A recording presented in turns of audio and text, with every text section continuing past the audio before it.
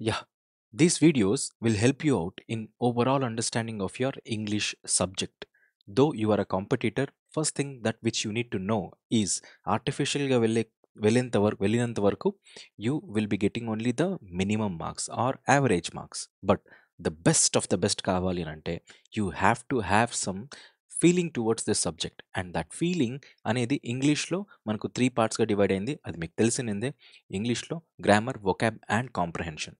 The most crucial thing that which is there in the total English part is comprehension. And let us begin with that comprehension.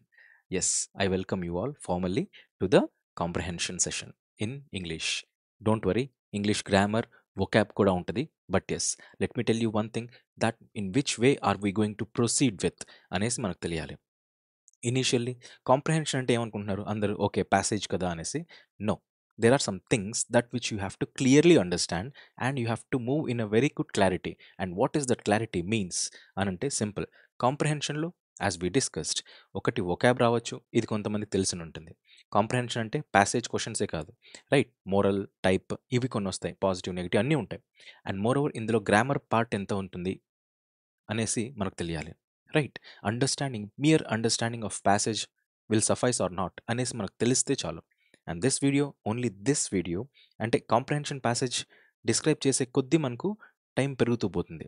As I don't like to drag this much, I will keep it short. But yes, each and every ప్యాసేజ్లో కొద్ది కొద్దిగా add చేసుకుంటూ వెళ్తా.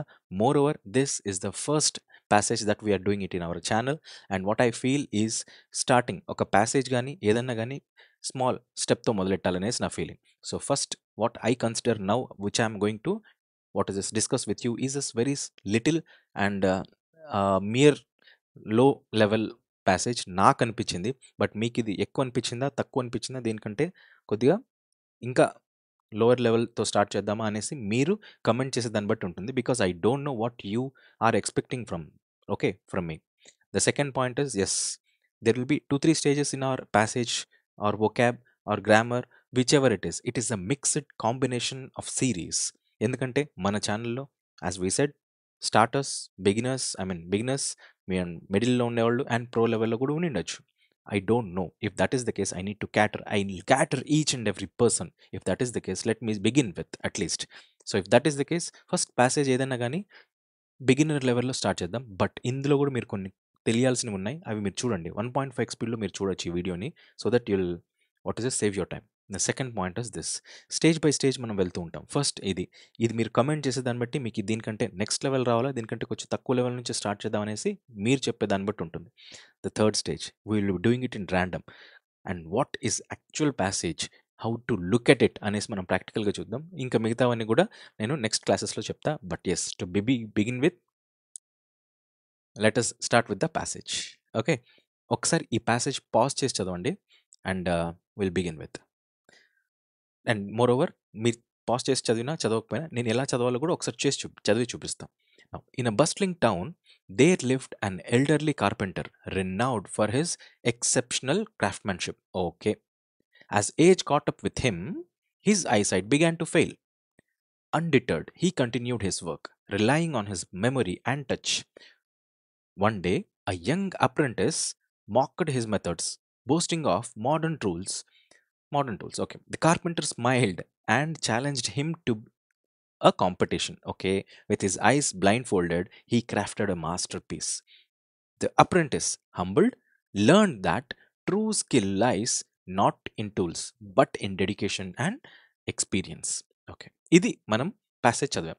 Okay, very good. దీన్ని ఆర్టిఫిషియల్గా చదివేంత కొద్దీ మనకి ఏదో ఒక 4-5 లైన్స్ చదివేసాము, ఇందులో ఏందో ఒక కొంచెం పెద్దగా ఉన్నట్లుంది, ఇది మనకు అర్థమైనట్లుంది, ఇలాంటి ఫీలింగ్స్ అన్నీ వస్తాయి. Yes, these are good. If you are a beginner or in a middle person, there are some ఇంకా మిక్స్డ్ ఫీలింగ్స్ కూడా రావచ్చు. But yes, how you need to study and దీన్ని ఎలా అర్థం చేసుకోవాలనేసి నేను చెప్తా.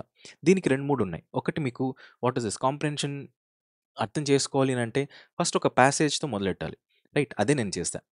నౌ ఒకటి, నెక్స్ట్ 1.5, నెక్స్ట్ 2 ప్యాసేజ్లు, నెక్స్ట్ 2.5, 3 ప్యాసేజ్లు, ఇలా పెంచుకుంటూ పోదాం. ఇంకో నెక్స్ట్ ప్యాసేజ్లో వొకాబులరీ పెరుగుతుంది, ఇంకో దాంట్లో గ్రామర్ పెరగచ్చు. It is again a mixed criteria and we gonna rock these things now. But before that let me see, I will tell you. దీన్ని ఎలా చదవాలి అంటే గుర్తు ఎట్లా పెట్టుకోవాలంటే ఒక నార్మల్ పర్సన్ ఎట్లా గుర్తుపెట్టుకుంటాడు?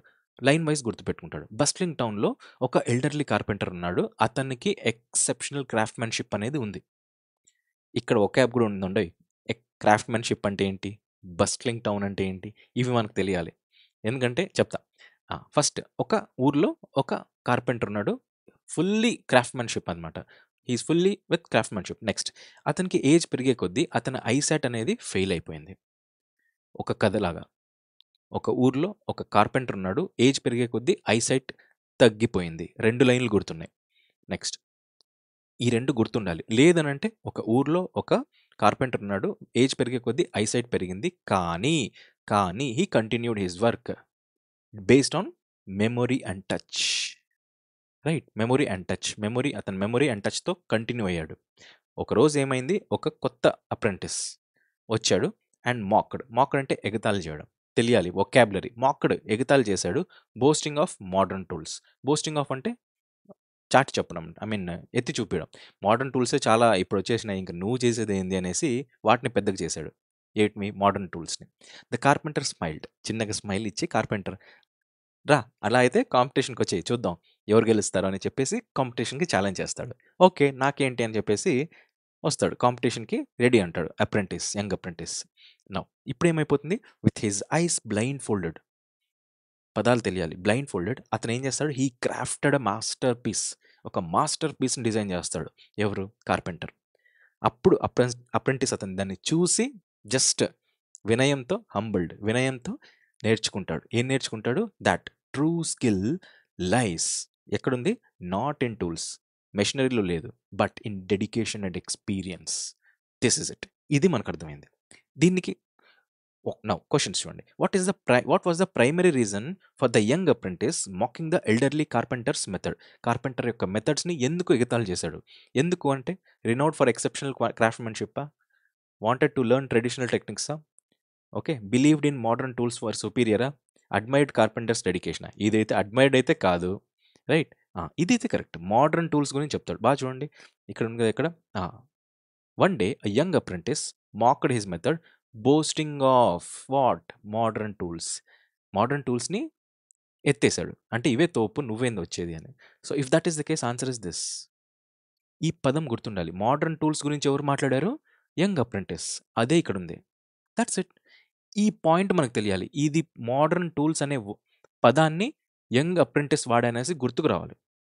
నెక్స్ట్ ఇక్కడ చూడండి. ఎల్డర్లీ కార్పెంటర్ కథ గుర్తుంది కదా! Elderly carpenter respond to the apprentice mockery. ఎలా రెస్పాండ్ అయ్యాడనేసి ఎల్డర్లీ కార్పెంటర్. ఎలా రెస్పాండ్ అయ్యారు? ఛాలెంజ్ ఇస్తారని గుర్తుందా? If that is the case giving up on his వర్కా? కాదు. Challenging the apprentice to a కాంపిటీషనా? పర్ఫెక్ట్. ఆన్సర్ అయిపోయింది. రైట్. ఈ 2 కాదు. బాగా చూస్తే. Now what lesson did apprentice learn? Apprentice అంటే కొత్తగా వచ్చిన అతను. ఏం నేర్చుకున్నాడు from the competition with the carpenter? బాగా గుర్తుపెట్టుకోండి. లాస్ట్ పదం, లాస్ట్ సెంటెన్స్ మనకు అన్నీ గుర్తుండాలని లేదు. లాస్ట్ సెంటెన్స్ గుర్తుంటుంది. ఏముంటుంది? హంబుల్డ్, లెర్న్ వాట్ అంటే true skill lies not in tools but in dedication and experience. Tools are always సుపీరియరా? తప్పు. టూల్స్‌లో లేదనే ఉంది. కానీ ఇక్కడ టూల్స్‌లో ఉందని. Dedication and experience are crucial for అంతే. Dedication and experience are crucial for craftsmanship. ఇది అవ్వచ్చు. It is essential to mock. ఎగతాళి చేయాలనా? Age diminishes skills in no. ఇది తప్పు. Answer is B. B is relevant for this question. Now what did carpenter rely on to continue his work despite his failing eyesight? ఇక్కడ ఉంది కదా! రెండో పదమే. Age పెరిగినా, ఐసైట్ తగ్గిపోతున్నా he continued his work. Relying on what? Memory and touch. Right. దేని మీద? Memory and touch. దేని మీద డిపెండ్ అయ్యాడు? Memory and touch. That is it. Memory and touch is the answer. Now next one. Okay. See here. What is the main moral of the story? ఇలాంటి వాటికైతే okay. ఇదొక passage ఉంది. ఈ కథ నాకు తెలుసు. ఇప్పుడు నేను ఆన్సర్ చేయొచ్చు. కథ తెలిస్తే చాలు. Modern tools are essential for craftsmanship. Wisdom lies in respecting tradition and experience. Young apprentices should always challenge their elders. Craftsmanship is solely dependent on eyesight. Eyesight మీద డిపెండ్ అవుతుందా? No, wrong. తప్పు. Solely dependent అంట. దాని మీదే depend అవుతుందంట. తప్పు. Apprentices should always challenge. No, not at all. Modern tools are essential for craftsmanship. No, కాదు. మిగిలింది ఒకటే. ఒకసారి చదువుదాం. Modern wisdom lies in respecting tradition and experience.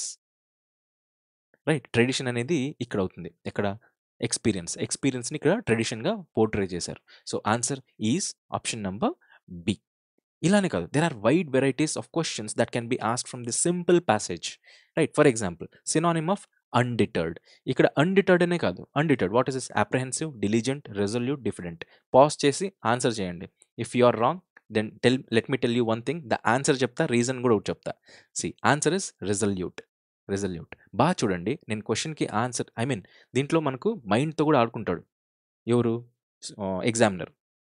అన్నిట్లో ఈ రెండు మాత్రమే క్యాపిటల్ ఇవ్వాల, ఈ రెండు క్యాపిటల్ ఇచ్చా అంటే మీ కళ్ళు ఈ క్యాపిటల్ మీద కొన్నిసార్లు క్యాపిటల్ మీద కూడా అట్రాక్ట్ అవుతాయి. So this is all a mind game. If that is the case, మీకు తెలియదు అని అంటే మీరు దాదాపు అట్రాక్ట్ అయ్యేకి ఎక్కడికి వెళ్తారంటే క్యాపిటల్తో ఉండేటివి మాత్రమే, అవి ఎక్కువ అట్రాక్ట్ చేస్తాయి. ఇవి కాదేమో అనే ఫీలింగ్ మనకు తెప్పిస్తాయి. అండర్ ప్రెషర్లో ఉన్నప్పుడైతే ఇంకా ఖచ్చితంగా తెప్పిస్తాయి. So it is all a mind game. నేను అదే చేశాను. సో ఇవన్నీ నాకు కొన్ని తెలుసు and I applied those. At least just ఒక్క చిన్నది అప్లై చేసా. సినానిమ్ ఆఫ్ అన్డిటర్డ్ ఇస్, ఇది తెలిస్తే తప్ప మనకి ఇవన్నీ రావు. లేదు ఈ మూడన్నా తెలియాలి. అయితే ఈ మూడు విలువలు what is this answer, what is this, what do we say, అర్థాలు తెలియాలి. లేదు అనంటే అన్డిటర్డ్ అనే పదానికి జస్ట్ రెజల్యూట్ అనే పదం సినానిమ్ అవుతుందనేసి తెలియాలి. అలానే కాదు, అన్డిటర్డ్ ఒకటే కాదు, ఇక్కడ bustling town, craftsmanship and what is this, blindfolded, ఇది తెలిసిందే మీకు. రైట్, అప్రెంటిస్ అంటే ఎవరు, దీని యాంటనిమ్ అడగచ్చు. Right, there are a lot of things. అంతే, ఇక్కడ 4-5 ఉన్నాయి. So this is it and this is all. ఇంకా దీంట్లో ఈ 4-5 క్వశ్చన్స్ కూడా మనం యాడ్ చేయొచ్చు. And more over there are some tricky questions that which can also be framed. ఇక్కడ మీకు సింపుల్ ఆప్షన్స్ ఇచ్చాను నేను, ఎందుకంటే కొత్త కాబట్టి. అదే రెండు ఇదా అదా అనేసి వస్తుంది. ఇక్కడ డెడికేషన్ అండ్ ఎక్స్పీరియన్స్ని కొద్దిగా తిక్మక పెట్టాను అనుకోండి, ఇలా కాకుండా ఇంకోటి దీని దగ్గరలో ఇచ్చాను అనుకోండి, what do you say? That is what. ప్యాసేజ్ని ఎంత కాంప్లికేట్ చేయాలంటే అంత కాంప్లికేట్ చేయొచ్చు, సింపుల్ స్టోరీ ఇచ్చి కూడా. Moral of the thing, or moral of the today's video is simple. It is that your understanding and grip over the passage is what it counts. There are two ways that which can be approached. అది మళ్ళీ next వీడియోలో చెప్తా. But yes, ఒక simple ప్యాసేజ్ని ఎలా solve చేయాలనేసి ఒక చిన్న వీడియోతో మనం స్టార్ట్ చేసాం. And this is all a beginning. So let me meet in the next video session. Thank you and bye. Good day.